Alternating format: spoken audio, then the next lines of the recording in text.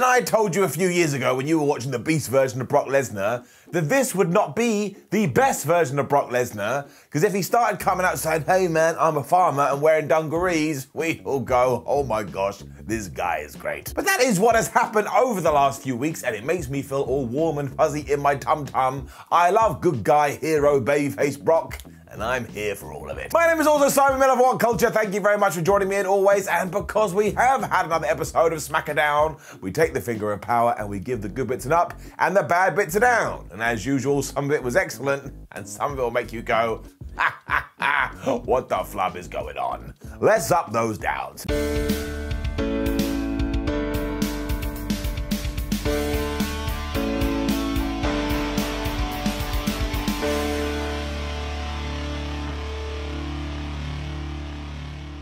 Right, Sami Zayn and Brock Lesnar are great together, and somehow we need to keep their storyline going for as long as possible. And the first thing we saw on SmackDown this week was Sami Zayn literally getting wheeled to the ring by two nurses. And the very first thing he said when he got a microphone is, oh, by the way, I'm the toughest guy in WWE, because Sami Zayn is great. As he told us as well, it wasn't the multiple German suplexes or the fact that both Brock Lesnar and Roman Reigns beat him up last week that hurts. It's the fact that Brock Lesnar turned his back on him, and that's why he's going to sue Adam Pearce, that's why he's going to sue Sonia Deville, he's going to sue Brock Lesnar, he's going to sue Roman Reigns, he's going to sue you, and he's going to sue me, and damn it, I'll take it. Paul Heyman soon interrupted, I guess because he knows all about lawsuits, and Sami was so annoyed about this, he almost instantly got out of his chair, and that made me laugh. Heyman also told us that Roman Reigns isn't going to be here tonight because he's training for the Day 1 pay-per-view, and all of a sudden it seemed like Sami Zayn was gonna smack him right in the mouth. It all became clear to me because who came out to make the save? Kinda none other than Brock Lesnar. And instantly Sami Zayn sat right back in his chair, which made me laugh, but this was so simple and it was so smart. And he was all like, Sami Zayn, you should be saying thank you to me because I did you a favor last week because I stopped you having a proper match with Roman Reigns. I don't understand how that makes any sense because Brock absolutely destroyed him. But who's going to argue with this guy? Lesnar even went as far to say that he does want to be friends with Sami Zayn and that they should get together and go hunting in Canada. And I was like, man, I need some kind of buddy movie cop thing between these two guys yesterday. And if somebody hasn't commissioned it, what the flub is going on? They even started to leave together when Heyman got back on the microphone and was like, man, I must have taken a bunch of drugs because what the hell is going on? This is Brock Lesnar and Brock Lesnar kills people. And I suppose this kind of fueled Brock Lesnar because all of a sudden he did transform into the Brock Lesnar as old and he wiped out everyone. So in many ways you could say, wait a minute, he beat up some nurses so he should be the biggest bad guy ever, but he's not because for some reason he's just so cool, even though like I said, he was out there wearing dungarees or overalls. Brock Lesnar is just the best. So of course we achieved a lot here and now we're all going, well, is Paul Heyman actually working with Brock Lesnar again? We don't know. So it's just bravo all around. This worked terrifically and it's getting it up. We then found out that RKBro were going to be on SmackDown to find out who the best tag team in WWE was because they were going to be taking on the Usos and the New Day. Now, one, nobody ever explained how this was justified, but also two, wasn't that the point of Survivor Series? Wasn't the whole point of Survivor Series, oh my God, who's the best person in WWE? This made absolutely no sense, and if we're going to do this, why don't we just kill the brand split forever? We also had a quick interview with Brock Lesnar where he was asked, Brock, why did you go to the ring right now? And do you know what he said? Why don't you ask my advocate, Paul Heyman? So you can see what we're doing here, and I genuinely don't know in which direction it's going to head, which means it must be a very good wrestling storyline. And then from nowhere, WWE went WWE, because it was Humberto Carrillo, or Humberto, and Angel Garza, or Angel, taking on Shinsuke Nakamura and Rick Boogs. And even though Angel and Humberto, I think, are on an undefeated streak, they got to the ring and they lost in 1 minute and 30 seconds. Down. Because I mean, seriously, they just fought for around about 60 seconds. Then Shinsuke got in there. He hit the Kinshasa onto Humberto and he pinned him and the ref went 1, 2, 3. And I was so surprised because I didn't think this was going to be the finish. I honestly sat there looking at my TV like this. And who did this help either? Who did it help? I barely had a chance to breathe before this match was over. And it's just 50-50 booking at its absolute worst. And it is ridiculous. Xavier Woods was then here doing what Xavier Woods does. And of course, he's back with Kofi Kingston. Meet these guys. It was all about him getting his new crown after Roman Reigns broke the last one, and he was surrounded by Drew Gulak and the Viking Raiders, but also Ricochet. And that kind of confused me, because it's like, why is Ricochet here? He had a cool video last week. I thought he was going to explode back onto the SmackDown scene, but now he just cares about crowns. I think there was some teasing here as well, because when the New Day were like, we're the best tag team ever, the Viking Raiders looked at them as if they'd just stolen their wallet. And also, you gotta go see this crown. It is the biggest thing you will ever witness in your entire life.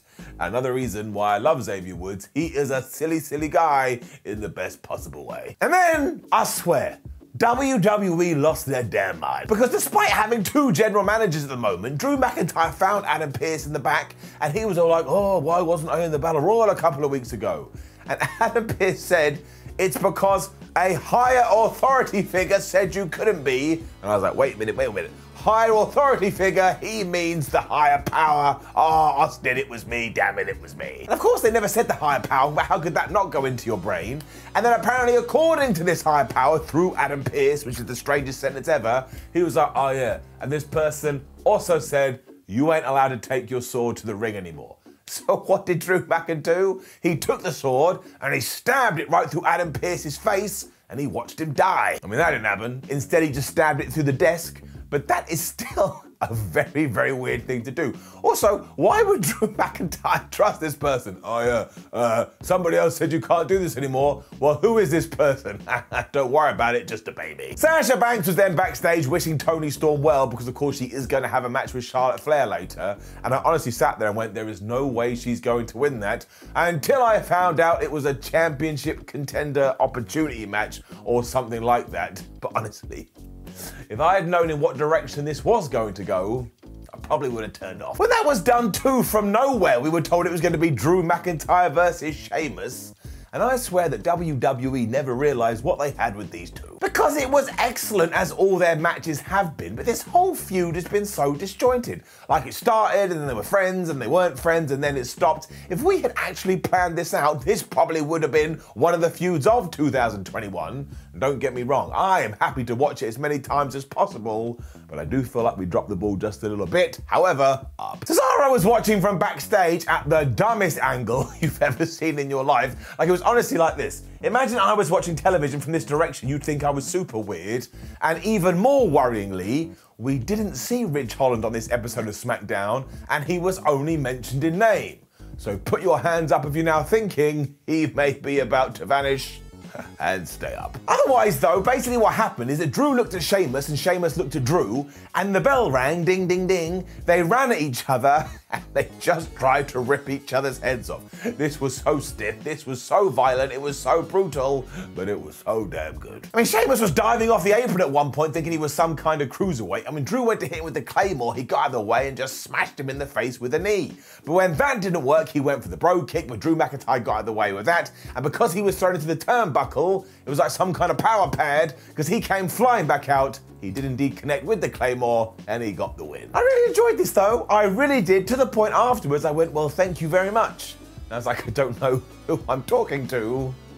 I really do need some help. We also had some fallout to this, because in the back, Madcap Moss and Happy Corbin didn't just steal Drew McIntyre's sword, but they stole the whole desk. They just found this desk and they ran away with it. And these two will probably make this work, because I do find them very entertaining. But also, if they are going to start doing this kind of stuff, one of them at the very least should become Repo Man. We got a video for Jack Lanza after this, who very sadly did pass away this week, and it was a very fitting tribute, and what a career that guy had, when Kayla Braxton was trying to interview Paul Heyman again as he was leaving the arena. She was like, I kind of think you were bigging up Brock Lesnar out there, and that Roman Reigns wouldn't like that. And of course, Paul Heyman freaked out and he ran away. Up next, it was meant to be Naomi versus Sonia Deville, but it didn't happen. Shucks. Now, this would have been annoying if WWE didn't have something up their sleeve, but as it turned out, WWE did have something up their sleeve. And of course, when Sonya Deville got to the ring, she was all like, oh, Naomi, I've got a little bit of surprise for you, because not only do we have a special timekeeper known as Shayna Baszler, but we also have a special ring announcer known as Natalya. I was like, wait a minute, that doesn't sound fair. I don't think those two are qualified for those roles, so I'm calling shenanigans. Naomi soon realized she was screwed, so she went on the attack, but of course wrestling maths meant she didn't have a chance in hell when all of a sudden Xia Li's music started to play and honestly flubbed me sideways. This is the kind of thing that WWE should be doing for all debutantes. She had this badass entrance when lightning was coming out of her body, and if you'd never seen her before, your instant reaction would be, well, who the hell is this guy? She just murked everybody out of the ring as well, as all the heels were like, oh my gosh, I'm terrified. So now straight away, I'm excited to see what she's going to do next week. It really can be that simple. Just make people badasses and just make people cool.